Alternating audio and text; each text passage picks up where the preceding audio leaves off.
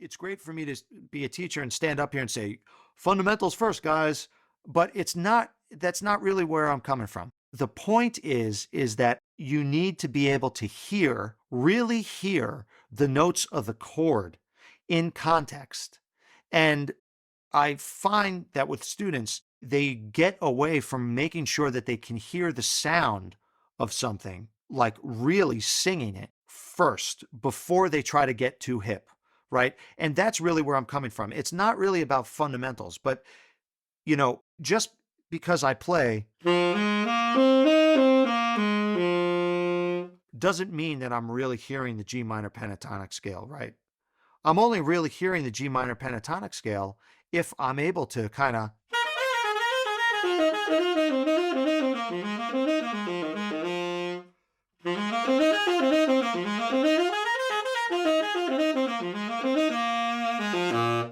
right?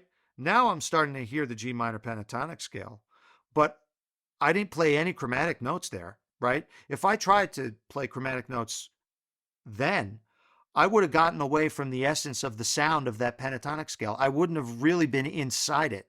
So, yeah, saying fundamentals is not really getting to the point that I'm making, which is trying to make sure that everyone is really singing these sounds, right? And that's why these rows and coming up with different lines for yourself are so important to your ability to be able to play this stuff thoroughly, right?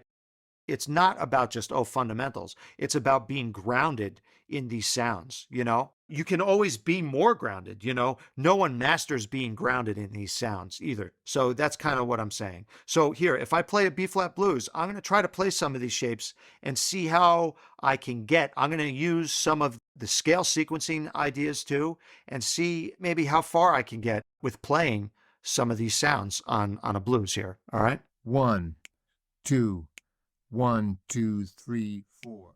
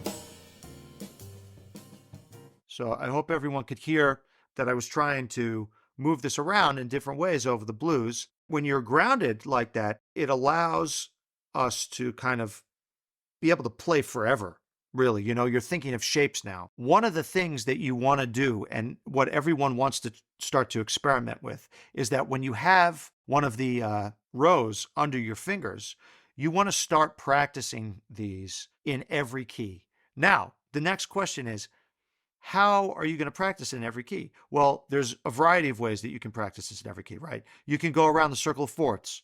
You can go up in half steps. You can go down in half steps.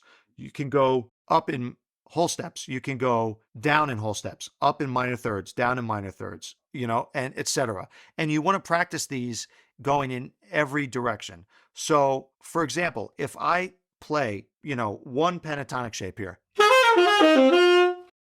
okay, I'm going to want to try to get that in every key going down in half steps. So let me first demonstrate going down in half steps.